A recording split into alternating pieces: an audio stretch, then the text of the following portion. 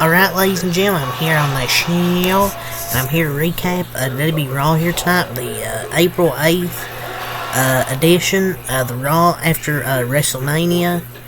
And it was an okay show tonight. And I wonder how people collectively felt after this episode. Like, are the WrestleMania vibes, like the Raw after WrestleMania vibes back this year? It definitely ain't bad like last year's. Kind of a little bored. But honestly, with all the content they've been providing since Thursday up to now, I don't blame. That's whatever. Seems more like they're just showcasing their new champions instead of starting feuds. And it would be pointless to start feuds now when the WWE draft is like in 2 weeks. So, I mean, I'm not going to complain too much, because there's no point starting new feuds when the WWE draft is in like 2 weeks. It's not as in your face horrific like last year. I mean, I thought it was much better than last year. I'll give the show like a 7 out of 10. I thought it was a solid show. You had some NXT people on tonight. Elijah, how do you say his first name? Dragunov. Put on a good match with Shinsuke Nakamura on. Roxanne Perez looking fine out there. Second NXT appearance tonight, Roxanne Perez was there, beat Indy Hartwell, and continuing the story of progress of Indy Hartwell and Candice LeRae. Candice LeRae they probably won't be a tag team much longer, honestly. I feel like her heel run's good. I don't think it's like cringe. I think it's nice. I think it's a good opponent and furthers the Candice story.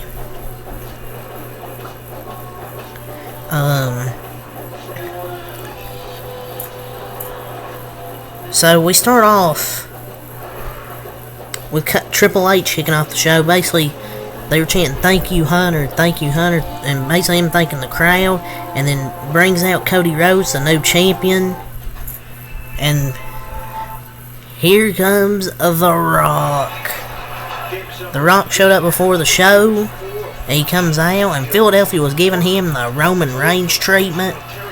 They were chanting, "Shut the fuck up," and everything. And I'm glad they were chanting "Thank you, Roman," because he deserves his flowers. Cody put him over. But The Rock was he was having so much fun out there. But this was such a long segment. Someone's match I think some time got cut probably for some people. But those boos weren't popped in either. Like, those were legit boos. Them chanting "Shut the fuck up."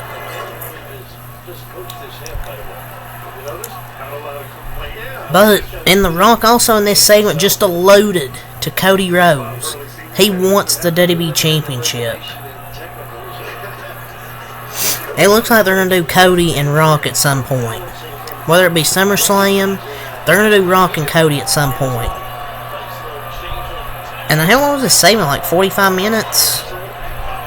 But I've never seen something as simple as a promo done so unsettling, chilling, and perfect at the same time. What an open to this show. Like a 45, 46 minute segment, and it was pure cinema.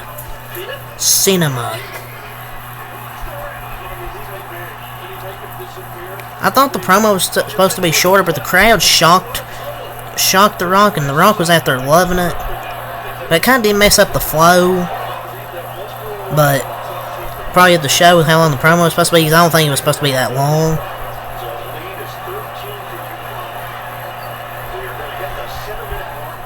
But what's intriguing is what The Rock gave Cody in his hand. He gave something in his hand. Don't know what he put there. I think it was a watch. It might have been a watch?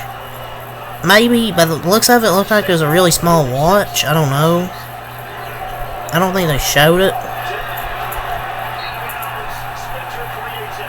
But something tells me this could be at SummerSlam. Cody and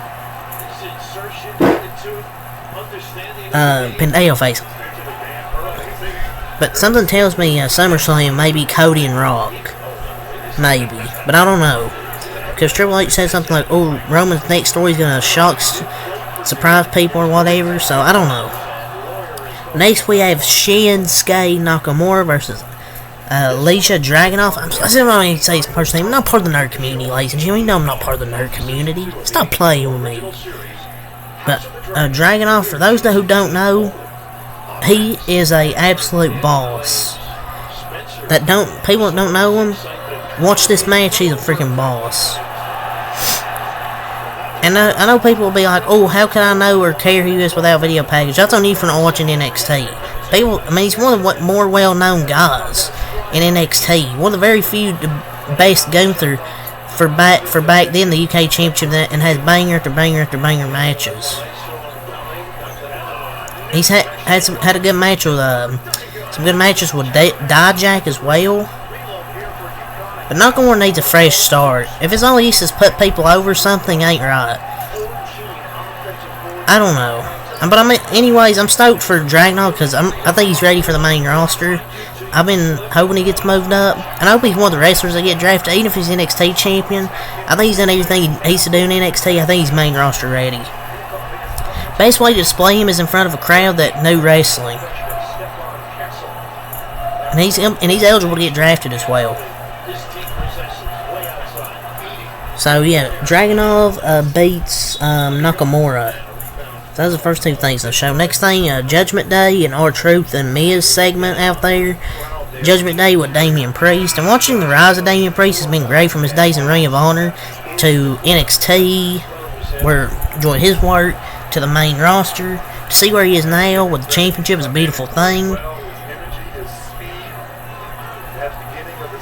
His celebration was overshadowed by the Truth nonsense. There was a good moment last night. I don't know how long he'll be championship. I think he's legit and deserves it. Now, throughout the first hour and a half, was pretty solid. There was one wrestling match, but it was still solid. But next we had the awesome Truth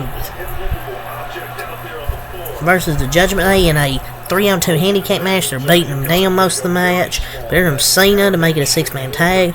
Hits two shoulder tackles. Gets ready for the 5-knuckle shuffle. They all three hit one. Miz and R-Truth as well. Triple attitude adjustments. 1, 2, 3. Cena and the awesome Truth win. Bronson Reed backstage promo. Talking about winning the Andre the Giant Memorial Battle Royal, and they're making him feel like a big star. Even though there's just too much room, too much room that they couldn't get him on the Wrestlemania card, but Triple H is still making him feel like a big deal. Liv attacked Rhea Ripley backstage, threw a freaking chair at her. So it looks like they're gonna set up that feud soon. Liv and Rhea. Next, Roxanne Perez beats Indy Hartwell in a few minutes. Next, Sami Zayn's promo. Had a good promo. And Imperium interrupts, and they're about to attack him. Gable makes the save, and then we end up getting a tag match. A good tag match. Gable and Zayn versus Imperium. So yeah, next we have Chelsea Green backstage complaining, how she didn't have a match at WrestleMania. She's gonna have her moment tonight. She faces Jake Cargill. Had a good entrance, but it just feels like WWE's having her nothing more than an entrance. I don't know. Our first solo match against Chelsea Green. I like Chelsea Green, but come on. She's got to face like a legit opponent that's not looking like a freaking jobber. And they're booking her just like Tony Khan did. Like squash matches. I felt she should have went to NXT in the first place. At least give her a few more minutes to actually wrestle. I'm not saying like a 20-minute match, but at least give her like a few more minutes to wrestle. Come on.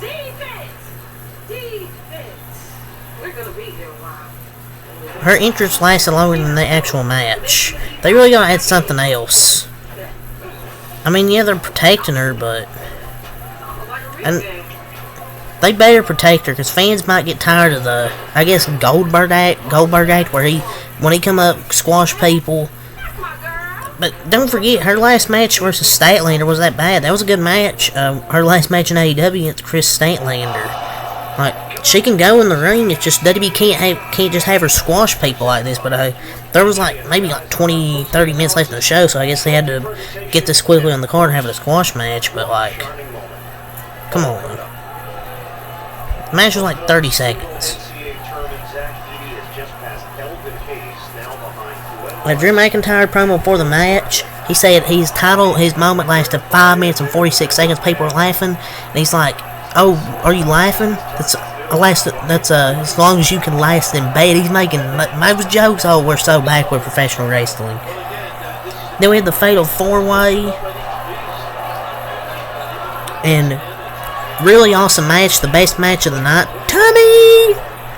And Jey Uso ends up getting the win. Drew McIntyre was going to go for the Claymore kick. There was a nice spot of ricochets. Hit the 450 through the announce table on a big Bronson Reed. And then Drew McIntyre's the Future Shock. He set up for the 3, 2, 1 for the Claymore. CM Punk grabs him by the feet. Jey Uso hits the spear.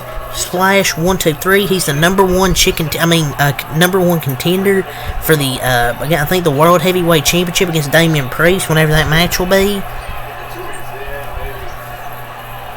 Yeah, Jey Uso ends up getting the win there. I'll give it a 7 out of 10 show. Not the best show after WrestleMania, I'll admit that, but it was a solid show. Really solid show. Not saying it was great or bad, just solid. But it's way better than last year. It's better than not having crap like last year. But yeah, 7 out of 10 show here. But leave your thoughts in the comments. Leave a like, comment, subscribe for more. Next time I'm out. Peace.